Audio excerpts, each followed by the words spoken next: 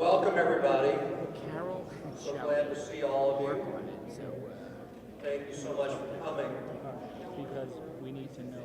We'd like to how the welcome gonna our Board of Trustees and all of our many congregants, and as well as our panel members who will be properly introduced in just a few minutes.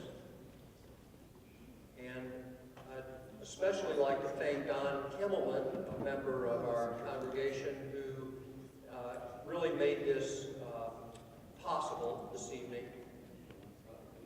This, of course, is all about the Pew Charitable Trust, and you'll be hearing more about that in just a minute. But Don retired just recently from the Pew Charitable Trust after 16 years running some of their most important initiatives. He was the managing director of information initiatives at Pew Charitable Trust and chair of the Pew Research Center's board, among many other things that Don's done in his life and throughout our community and as a board member of our congregation. So we thank you, Don, for being here. I also would like to thank our president, Dina Aaron, for making this happen this evening, and Dina really has been instrumental in putting this all together.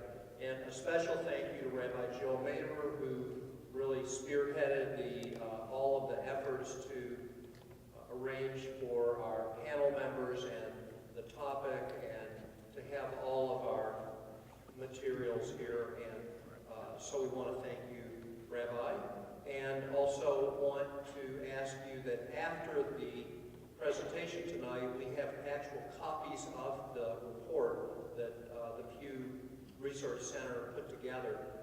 They're on a table in the Alzheimer lobby, as well as next to the exit at Mount Vernon.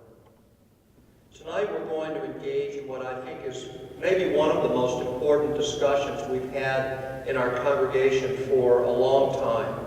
For what we're really considering is at the very heart of who we are as a congregation.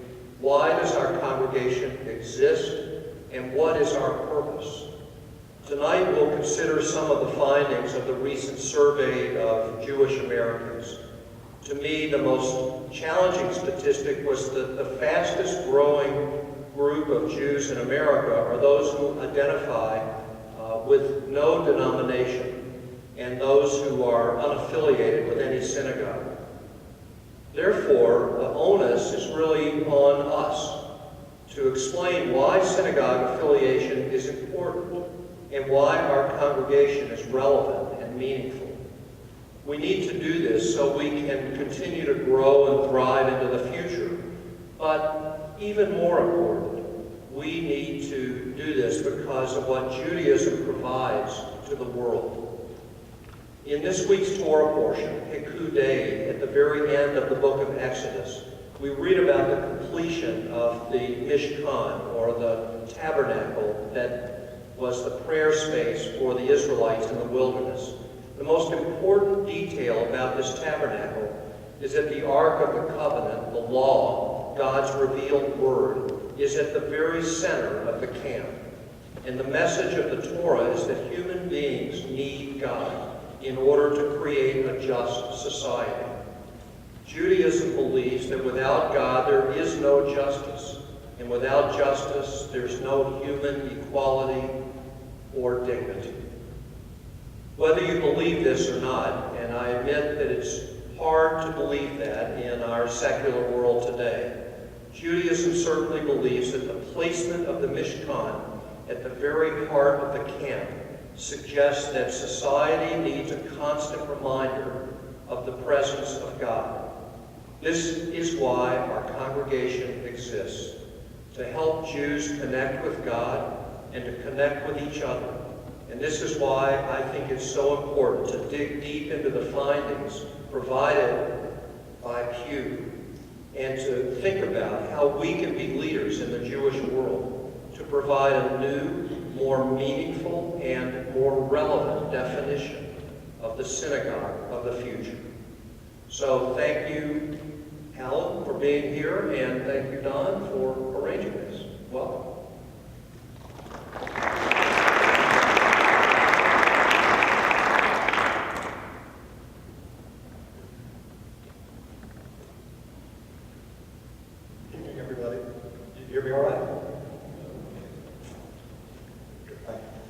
So I've been asked to introduce my colleague, Alan Cooperman. I have to say that it's very gratifying to me that there's such interest here at Rodeph Shalom in this study. I think it was after I read the third or fourth column by one of the rabbis referencing the study that I thought it might be a good idea to actually have Alan come up and present.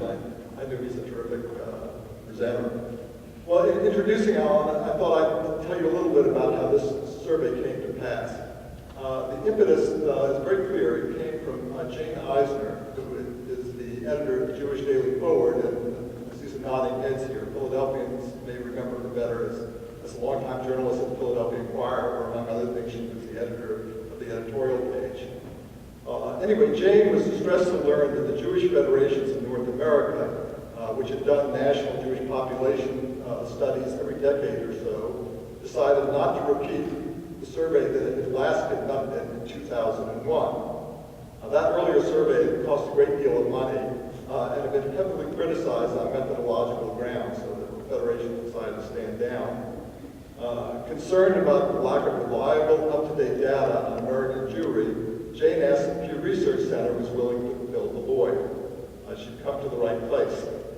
The Research Center's Religion Project has done extensive studies of American Muslims, Mormons, Hindus, Buddhists, as well as the main Christian denominations. But Jews were a particularly challenging and expensive population to study because of our small numbers and wide dispersion. With the federations out of the picture, no other organization picking up the mantle, Alan and his colleagues moved ahead. They began by assembling a group of advisors that included both proponents and all the main critics of the Federation study that moved. It included Leonard Sachs of Brandeis, Stephen Cohen of NYU, and Sergio de la Pergola of Hebrew University in Jerusalem. Now, many a Talmudic argument took place about the wording of the questionnaire and the analysis of the results, but even in the end, the advisors all remained on board with the report.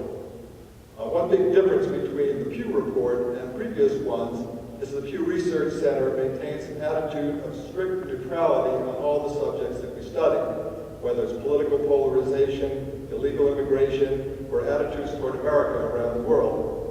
Our catchphrase for this particular survey was that we're Pewish, not Jewish. And Alan Cooperman exemplified that approach. At the event last fall, in which the survey's findings were unveiled, Stephen Cohen of NYU joked throughout many months of discussion and analysis, Alan, who some of you may surmise is a nice Jewish boy, never once expressed the slightest concern about the fate of the Jewish people. That level of professional reserve comes naturally to Alan. Before joining the Pew Research Center, he spent a career in journalism, most prominently at U.S. News and World Report and at the Washington Post. Been a foreign correspondent in Russia and the Middle East, national reporter and editor, and most relevant to his current role, he was the Washington Post religion reporter for a number of years. I came to the Pew Research Center about 5 years ago as associate director, and very recently was promoted to director of the Religion Research Project at the center, which is the center's largest project. So the Pew Research Center is really lucky to have them, and glad to be introducing tonight.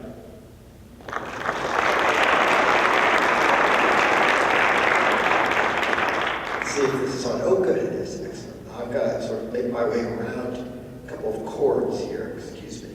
I should tell you while I'm walking that Don Kimmelman not only made this evening possible, he made the survey possible. Don was my Uber boss, my capo de tutti capi, my main macher. He was great, and we miss Don, but he hasn't really left us. He still helps out in a variety of ways. I'm sure that many of you have read something about this study, and you probably have read something about it being bad news, grim news, that kind of thing for the Jews. When you read our report, I say when, because I know you're all going to pick it up as you leave, and you're going to go home and you're going to read it, you will see that those kinds of words don't occur in the report anywhere. We don't ever characterize anything as bad news or good news. We really try to present the data in an impartial fashion and show various sides of various coins, and I'm going to try to do that tonight. But I do think that without stepping out of that, I can a little bit set the stage by noting that back in the 1920s, a leading sociologist in the United States described being Jewish in America as akin to a handicap or a disease that needed to be overcome. Now, the sociologist who said this was Jewish. He did not mean it to be the least anti-Semitic. He was stating what was a fact of American Jewish life at that time, that in fact being Jewish was in many ways a handicap to success in America. I think as you see the results of this survey, you will see a lot of evidence in spades, as if you didn't already know it. That is not the case today. And I think you'll see evidence that Jews in America are free. They're even free not to be Jews anymore. And while it may chagrin you, and it might non-Jewish hat, it might even conceivably be of some concern to me, though I would never voice any concern. It might even chagrin a person like me. But we also have to realize that it's part and parcel of the freedom that Jews have in America today. The freedom even to not be Jewish. In fact, there's a joke. I'm going to do this, but never bad to start off with a joke. Joke is in Vienna in the 1930s, and a Jewish man is walking along. A businessman is walking along with a guy who's got a hunchback, and they pass a couple of Orthodox Jews, wearing shtreimel, tzitzit, and the Jewish guy turns to the hunchback and says, or the businessman turns to the hunchback and says, "You see those guys? You know, I used to be Jewish." And the hunchback says, "Oh, that's funny. I used to be a hunchback." In the 1930s, in Vienna, you didn't have the choice to not be Jewish if you were a Jewish ancestor. In America, today we have that choice, and some people exercise it. Okay, let's talk a little bit about this survey. When we do a survey of Jews in the United States, and Don correctly noted this was an expensive and complicated endeavor. It's an expensive and complicated endeavor because, to begin with, Jews represent about 2% of the U.S. population. And we don't do a survey of Jews by calling surveying only Jews. We begin with a survey of the general public in the United States. That's one way why it's so expensive. So in fact, what we did was we made random digit dial telephone calls to every state and the District of Columbia, to hundreds of thousands of phone lines, completed interviews with more than 70,000 Americans, completed interviews with more than 70,000 Americans in order to identify among them Jews. Out of 70,000 interviews, we found about 5,100 people who could be considered Jewish in some way, and 3,475 people that for our analytical purposes we categorize as Jewish. And I want to be very ecumenical even about that. The question of who is a Jew is a question on which people can legitimately disagree. For our analytical purposes in doing a survey of Jews and reporting what Jews think about this and that, we have to have a definition of who's a Jew. So we can't avoid having a definition. But it was very important to us that we preserve, first of all, we be very clear about how we came to our definition, what is our definition of who is a Jew, and also that we preserve in our data set the ability for others to apply other definitions later. So, from the 70,000, we completed longer interviews, averaging about 25 minutes, with all 5,100 of those people who could be considered Jewish in some way. How do we get from 70,000 down to 5,100 who could be considered Jewish? Well, we use three main screening questions. These are not actually the first questions in the survey, but these are key questions as to identifying who is a Jew. And the first one is, what is your present religion, if any? And anybody who said, in answer to that question, that they're Jewish is categorized as a Jew. And furthermore, we categorize them as a Jew by religion. That's actually the term we use, Jew by religion. It seems a little silly and clunky, but the point is they're Jewish because they identify their religion as Jewish. But we didn't want to leave it at that, right? Because as you all know, there's a big population out there that might be called secular Jews, sometimes called ethnic Jews, sometimes called cultural Jews, folks who may not identify their religion as Jewish. So we have a couple of other screening questions to try to get at this population.